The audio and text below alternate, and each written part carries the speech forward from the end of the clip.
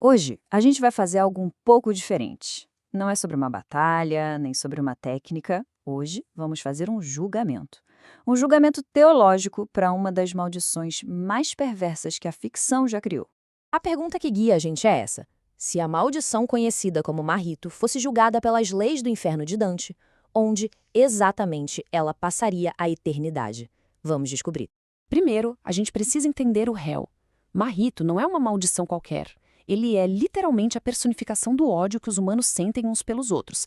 Na essência, ele é um espelho dos nossos próprios pecados. E aqui está o ponto principal. Ele não é um bicho agindo por puro instinto, sabe? O Marrito tem uma filosofia, ele tem uma curiosidade sádica, ele planeja o que faz. Ele tem total consciência dos seus atos e, por isso, ele é totalmente responsável por eles. Ele pode sim ser julgado. Ok, começando a nossa descida, a gente já pode passar batido pelos círculos superiores do inferno. Luxúria, gula, ganância, ira, tudo isso são pecados de quem perde o controle. O mal do Margerito é outra coisa. É muito mais calculado, muito mais frio, muito mais pensado.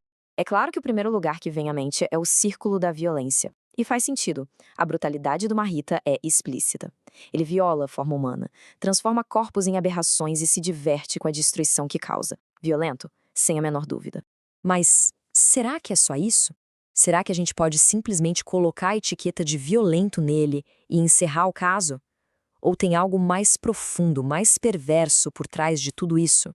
E é aqui que a gente entende a moralidade de Dante.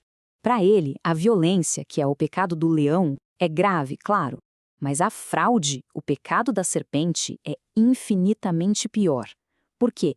Porque a fraude abusa do que a gente tem de mais divino, o intelecto. É usar a razão para enganar, para corromper a alma. E essa diferença obriga a gente a descer mais. Os crimes do Maietumeto, apesar de serem violentos no físico, são só uma ferramenta. O verdadeiro alvo dele é a alma, e a arma dele é o engano. Então, bem-vindas ao oitavo círculo, o reino da fraude. Dentro desse reino, existem 10 valas, 10 bolgias, cada uma punindo um tipo diferente de fraude. E o destino do Maito é a mais funda de todas, a última, a 10ª. É aqui que ele vai ficar. A 10ª vala, o lugar reservado para a pior categoria de fraudadores que existe, os falsificadores. Agora, vamos às provas.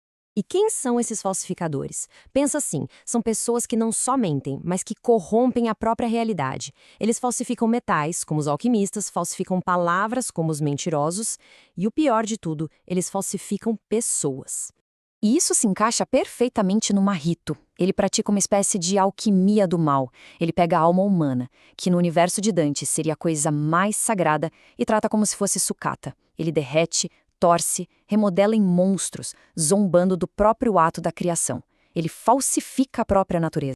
E mais, ele é um impostor. Lembra das vítimas dele em Shibuya? Ele não só mata, ele rouba a identidade, a aparência, a voz e usa as pessoas como marionetes para causar uma tortura psicológica sem tamanho. Ele falsifica a identidade humana. E aí a gente chega no caso do Junpei Yoshino. Essa frase do Marrito resume tudo.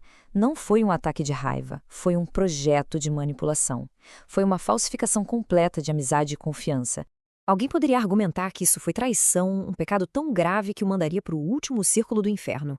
Afinal, ele quebrou a confiança de um amigo. Mas será que existiu um amigo para ser traído? Pois é, esse é o ponto. Para existir traição, precisa existir um laço de confiança de verdade para ser quebrado. E o Marrito nunca ofereceu isso. O que ele deu para o Junpei foi uma simulação perfeita de amizade, uma imitação feita só para ser usada como arma.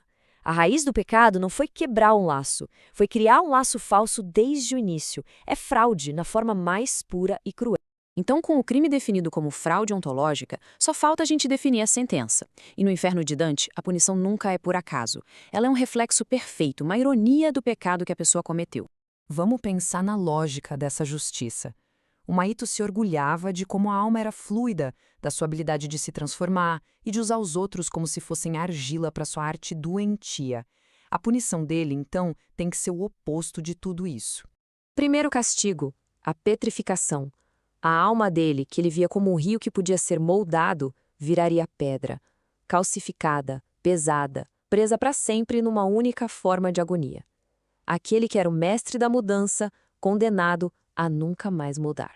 Segundo, um espelho dos seus crimes. O corpo dele seria coberto, não por feridas normais, mas por tumores vivos. E cada tumor teria o rosto consciente de uma das suas vítimas. Junpei, Nanami, todos eles, gritando e o atormentando pela eternidade. Ele se tornaria a tela viva da sua própria arte depravada. E para fechar, o tormento psicológico.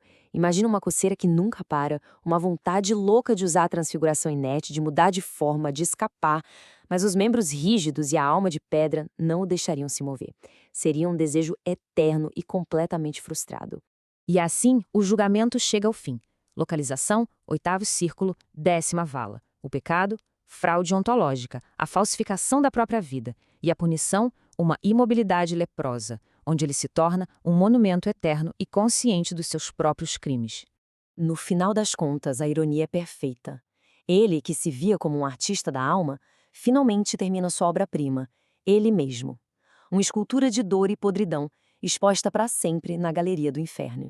E isso tudo nos deixa com uma última pergunta, uma que é bem perturbadora. Se o Mahito nasce do ódio que os humanos sentem uns pelos outros, o que esse inferno que a gente imaginou para ele revela sobre a escuridão que existe dentro da gente?